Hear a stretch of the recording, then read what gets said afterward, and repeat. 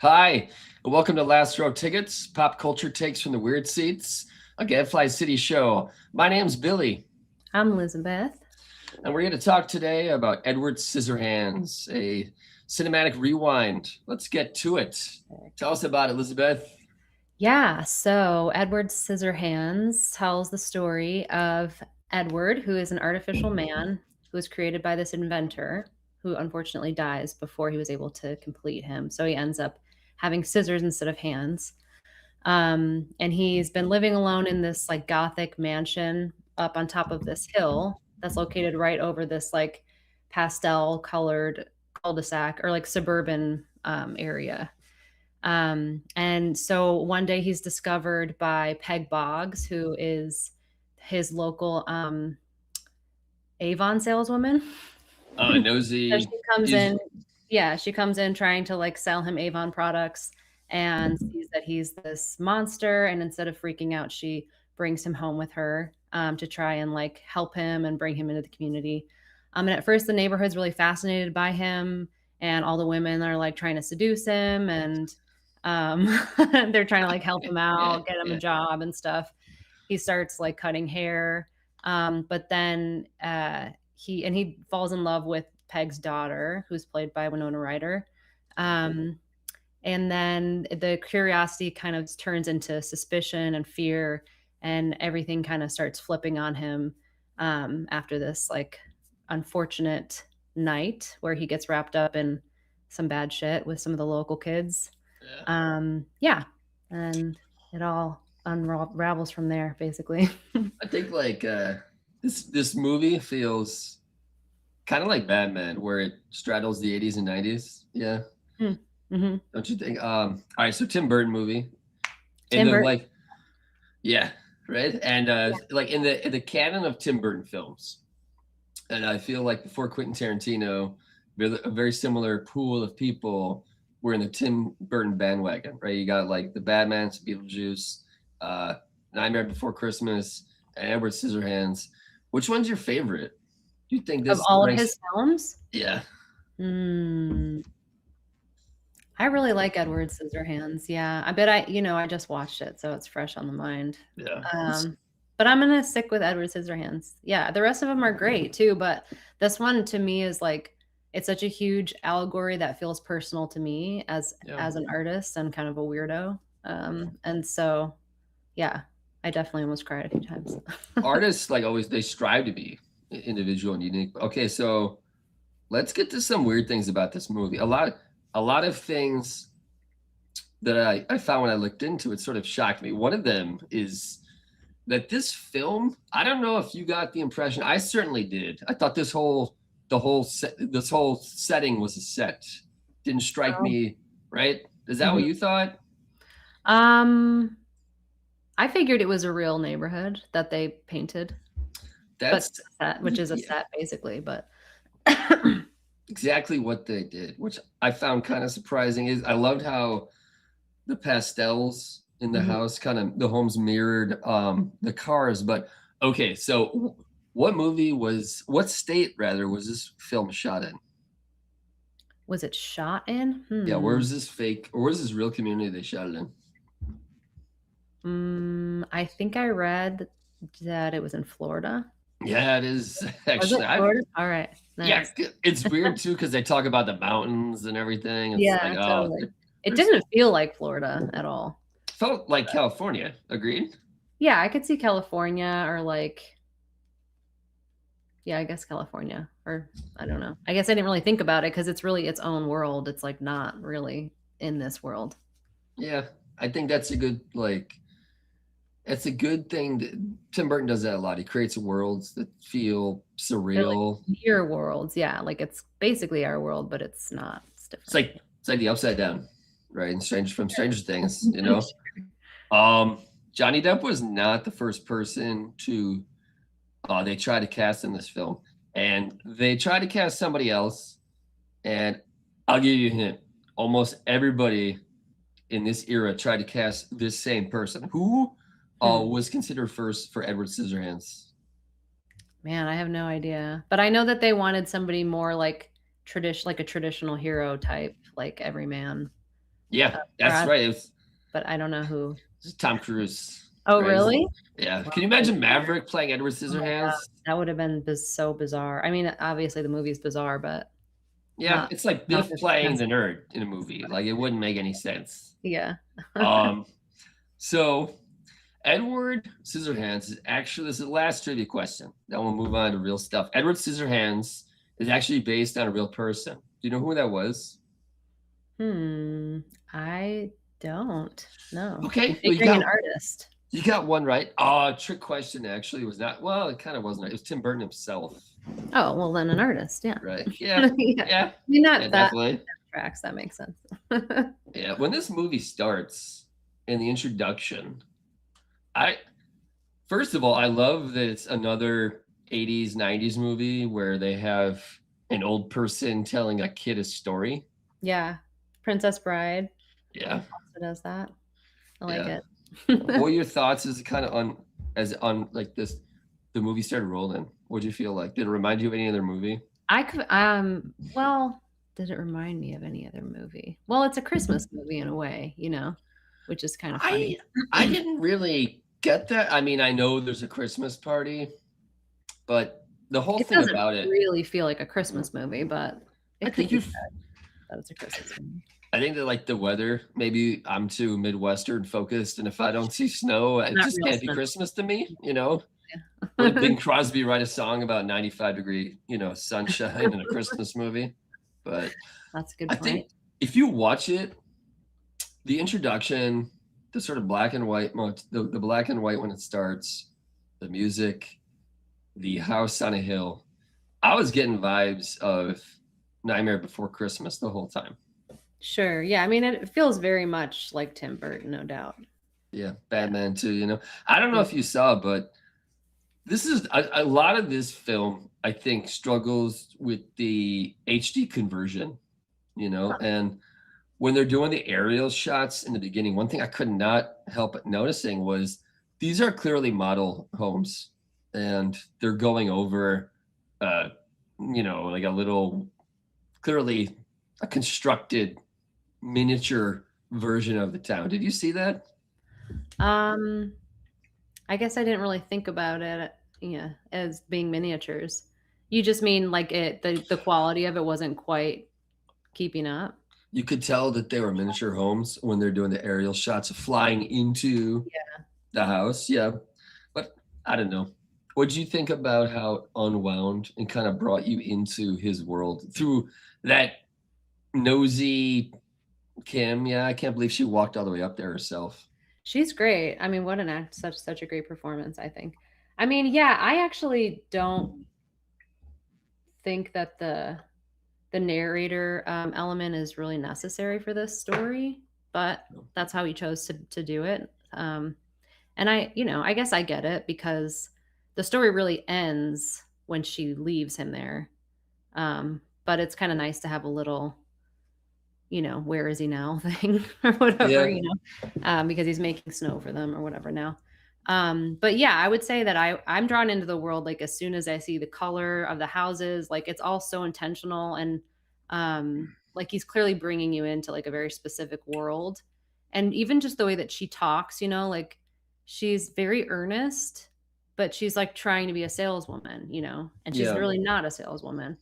And it like sort of it represents like the whole neighborhood in a way, the way that she behaves and dresses, Yeah, I think that Kim is the backbone of this whole movie.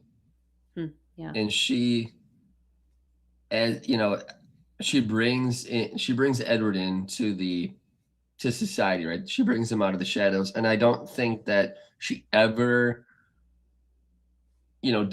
she always sees the good in him. Towards the end, she doubts whether it's good if he's around, but I don't think she ever doubts whether he's a bad person or whether she just more like realizes that the two things can't really coexist.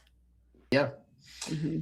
And I think that the one thing that clearly stands out to me is that this film is like three parts. You have an introduction, a middle, and a sort of an ending. An end part. The middle seems like a comedy. Yeah. It is a comedy. Yeah, Yeah. for sure. What was your favorite? They keep putting him in different situations. Yeah, to make his eccentricities, his differences stand out even more. You know, Mhm. they have the barbecue, the waterbed, Mhm. clothing, makeup. Which of those ridiculous situations did you like the most? I mean, I love when he starts cutting everybody's hair. I mean, Yeah. because it is really like an allegory of an artist trying to fit into this very like cookie cutter suburban life, Yeah. and just failing because he's just inherently a completely different type of person. I mean, and so like everything he touches is just like he can't. It's like trying to fit into something that you just no matter what you say, you clearly stand out. Like you don't belong there. Yeah. So as soon as he started like expressing himself as an artist, like when he started shearing the bushes and making sculptures out of them and cutting women's hair and these like very like hip kind of artistic haircuts, that was my favorite part for Yeah. yeah. I liked how, and towards the end, I mean, it's kind of jumping ahead, but he realizes what you said about being different and trying to fit in when he cuts Kevin, I think. Yeah, the kid at the end. Yeah, and he Yeah. flashes back to when Mhm. uh the uh the scientist, Mhm. and shout out Vincent Price, right? He did amazing. Mhm.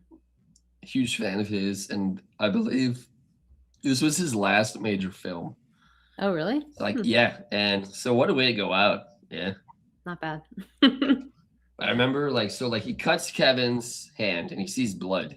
And I think this is when he has that flashback Is to it? I thought when, it was when he was hugging her, when she yeah, hugged him at the yes, end, I think, but you're right right. after he cuts the kid. Yeah. You're totally right. But regardless, like thinking about difference, because he sees that humans bleed, right? I like, and that when he goes back to when Vincent Price's character gives him the hands, right, and he Mhm. chops them up and nothing happens.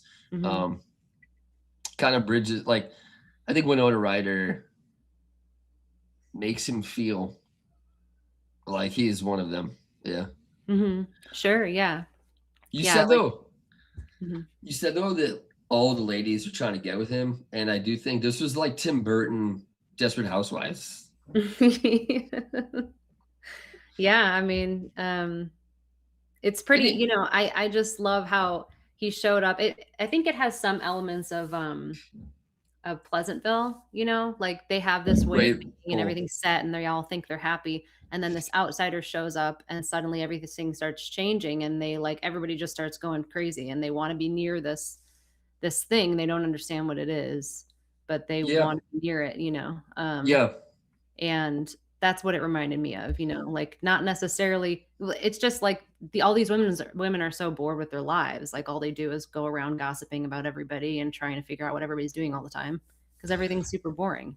Yes, and that's, one major, I talk about three parts, and it's one of the things, it's not just tone and style of film, comedy, drama, whatever.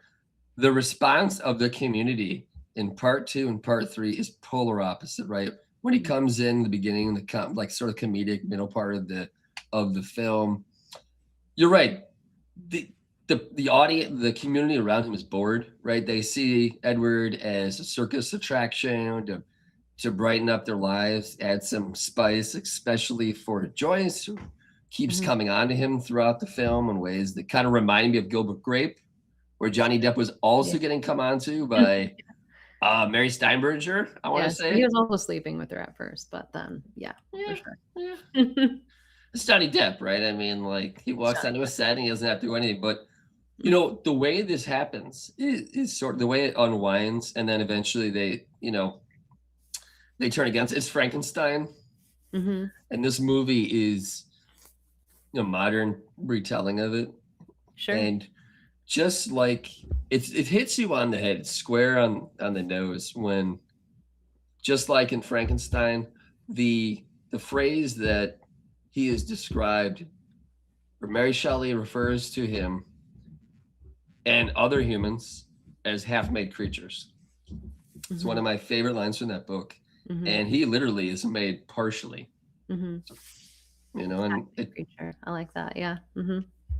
Yeah, absolutely. I mean, it's clearly sort of an evolution on the Frankenstein story. But I think it makes total sense that it's based on Tim Burton himself, because it takes the outsider trope and adds this other element, which is like what an artist can bring to a situation like that, and it's this double-edged sword, because it both is like really intriguing to people, but it's also terrifying because it shows them that what they thought was normal isn't necessarily all there is, Yeah. And that like shakes up your whole reality. And I felt like that was what the snow at the end, it's like once people experience something outside of what they've always thought was what everything was like, you can't unsee that, Yeah. And so they keep like you change the neighborhood forever. I think absolutely. And it's, appearance or, majority culture meets a rebel, a weirdo, and it forces people to think about, is different bad? I think one of the things that comes out of this film is that the normal, good-looking people that don't startle you, that look like everyone else, like if you look at the cars, if you look at the houses, they're all just a different shade of the same pastel. Yeah, they're all kind of telling really bad jokes. They're all bored, whatever. But a lot of the things that happen in this movie show you that the best, the good-looking people, the people that aren't freaks and weirdos, they do the most terrible things. Yeah, and it's kind of like it reminded me of Joker. We're talking about Batman a week or two ago, and when Joker's talking to Batman about the quote-unquote normal people just beneath the surface being so much more bestial and animalistic than the quote-unquote weirdos. Yeah, and they behave the cruelest, especially when they're provoked or challenged by different people that kind of freak them out and challenge them. And I think that I totally forgot about Anthony Michael Hall's role in this film at all. Yeah, I kind of did too. Yeah, I thought he was good in it. I've never seen him really play an asshole. Yeah, I mean, when else was he an asshole? I'm sure he was in something else, but I don't know. I think he was good. Actually, he's in a movie called Michael Clayton about 20 years later, which is one of my favorite lawyer movies of all time with George Clooney. He plays it's an ancillary hitman role. But yeah, I mean, before this film, if people ask about Anthony Michael Hall, he's like an American Rick Moranis. Yeah. He's the nerd in 16 Candles. He's the nerd in Breakfast Club. Yeah, no, he's really sweet and like gentle. Yeah, and and like it's good for him. The man hops from John Hughes to Tim Burton. Yeah, hell yeah. Yeah. Yeah.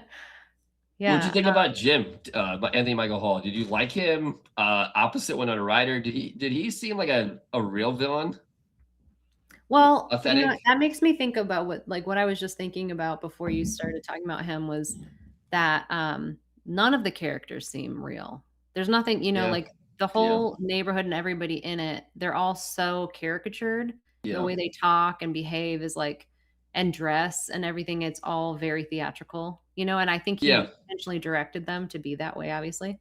And then Johnny Depp's character, Edward, is so earnest, like so innocent, like, and just not trying to be anything but what he is, I mean, he's trying to fit in sort of, but he doesn't really understand how to act like you're supposed to act like normal. I mean, it's like this big charade. Yeah. And the only other character that is realistic is Kim's name. Winona Ryder's name was Kim. Yeah. Yeah, and so she reacts when she first sees him. She's the only one that reacts in like a normal way, which is to completely freak out. Like there's a man with scissors. Everybody else is like, "Oh, what's he doing? Who is that guy? Like, are you sleeping with him?" Which is totally bizarre. Yeah, like when Pam's on the phone, or the mother, Pam, right? Pam, yeah. Or Peg. Peg, that's right. Yeah, sorry. She's talking to her friend, and she's like, "No, it's scissors. It's scissors," as if she's saying like, no, he's from the town over. Yeah, totally. No, you just misheard what I said. This is a totally normal, possible thing. Yeah, I think Yeah. in this movie, kind of reminded me of A Few Good Men with Jack Nicholson. He doesn't. Depp doesn't speak more than like 170 words in the whole movie, Mm, yeah. which for context is like a third of a double spaced page.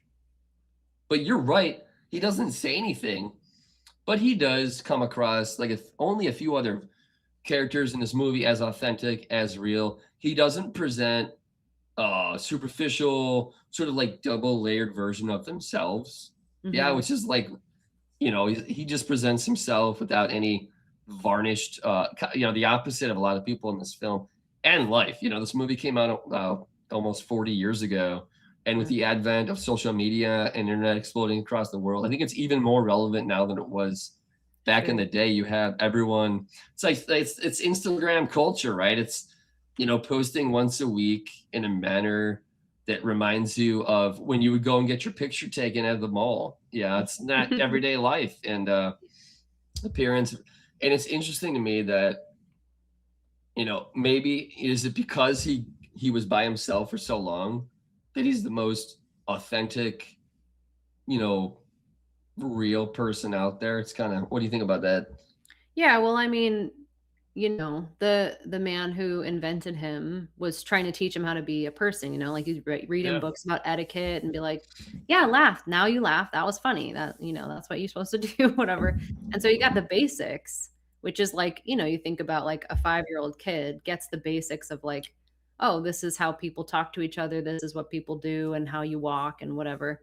But everything else that you develop about like how to manipulate people, how to, not that kids aren't manipulative, they are, but how to like make it seem like you don't feel the way that you actually feel, or how to not say what you mean, or whatever. Yeah. All of those things are so complex, and he never learned any of that stuff. So he just goes out into the world as kind of a kid, really. Yeah, absolutely. And I think a lot of people that aren't that way, I'm thinking about the scene when she is asking Edward why, if he knew that it was Jim's house.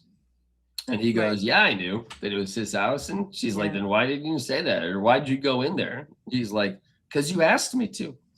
Yeah. It's like, just Yeah. plainly says it, plainly responds. Yeah. He's He's never trying to play it cool or anything. Yeah. Yeah. When you watch the film, in the first scene, right, when he comes out of the corner of the roof of his house and of the castle, and I don't think it's ever explained why there's a massive like gaping hole in the roof. It looks like a cannonball went through Yeah. there. Yeah. But when Yeah. he comes out like the freak, right? He's got claws of metal and the hair's all over Mhm. and he looks weird. But as the movie keeps going, I think your impressions of him and your impressions of the town completely invert and flip over. I think you said, and like, what changes too is like who you're afraid of, right? It's like look at Joyce, who was all over him in Act Two, the Mhm. second middle of the part. By the end of the movie, she literally says, "Kill He him." wants him dead. Yeah. She's like, "Kill him." It's like what? And it's like, it's like who's weird. But I would say too that the mom, she's a cool mom, Peg, right? And she's sort of even the dad. Like, I Yeah. I love forgot Alan. Alan Arkin played the dad. I just love Yeah, him so much. yeah. Is like, and it could have been. I mean, it seemed to me when Edward went in there, he could have been an Archie Bunker type, right? Like, middle America, grew up in the 60s or 70s. He sees this guy. He's like, "What the heck is this? Go get a job, cut your Yeah. hair. You look like Tarzan's younger brother." Peg's, and I love her working at Revlon or Avon, Avon. right? Yeah. Um, but his character could have been a lot more derogatory towards Edward. And the whole, even like when Jim's harassing him, he does that Dave thing is like, "Hey, you all right here, buddy?" Um, Talking him up and getting him drunk early in the movie. Yeah. No, I think that the family is really, they're pretty genuine for, they're not really trying to, like, obviously they're trying to fit into this weird life that they're living in. But Yeah. that doesn't make people bad people, that they're trying to survive in the world that they're in. It's like, like even Kim, who really didn't necessarily fit in with that world, or she had this part of her that connected with sort of the artistic or the sensitive part of Edward. She ended Yeah. up staying in that town for her whole life and had kids and grandkids. Yeah. Yeah. I think like you're talking about genuine authentic. It's not long before Peg starts showing actual gets when she's showing Edward the pictures of her whole family, she leans in and puts her chin on his shoulder. She gets Mhm. very close and very touchy feely in a loving motherly way towards him. And I Mhm. feel like Edward, he totally jives the family. And towards the end, talking about being authentic, like any like nice guy or woman, when he's getting chased off towards the end and they're harkening back to Frankenstein and they're chasing the creature off, I think one of the first things he says to Winona Ryder's character, Kim, is Kevin okay? Yeah. It's Mhm. like what a real nice guy, and when you see him in the beginning, it's this guy's gonna murder me, right? It's like that's what Kim thought when she first saw him. Kind of gets to the end. What did you think about the ending? Sort of the scene in the castle, the scene in the house when they wrap up the storytelling. How did you think they wrapped it? Did you buy the end? How did you like the wrap up? Um, I like the ending. I mean, it seems a little odd that he ends up killing the boyfriend, that he ends up Yeah. killing Jim. And that Um, there's actual and then gunshots and a real gun, everyone's just kinda like, "Oh, he's dead." Like, you know? Um, They don't ask him any follow-up questions. yeah, You know exactly. what I mean? And I don't know, part of me was like, I guess I get why she never goes back up and sees him, but I don't know. I mean, I think the ending is perfect because it's probably exactly what Tim Burton wanted, and it's his piece of art. Yeah. If I don't know how I would have ended it if it was mine, but I love the turn where when you don't know why, she grabs the extra set of knives, of yeah. scissors. I Mhm. think that it was kind of odd. There was like real violence, real gunshots. It kind of seemed out of step from the surreal, like quasi realistic frame of the Mhm. movie. Um, you know, him going back to the castle, being rejected ultimately, but still being himself Yeah. and being exiled from the bad, Mhm. people, the people. It sh- it kind of highlights mob culture and the cruelty of majoritarian society by him being kicked out, right? That they never, except for Kim, they never learned the error of their ways.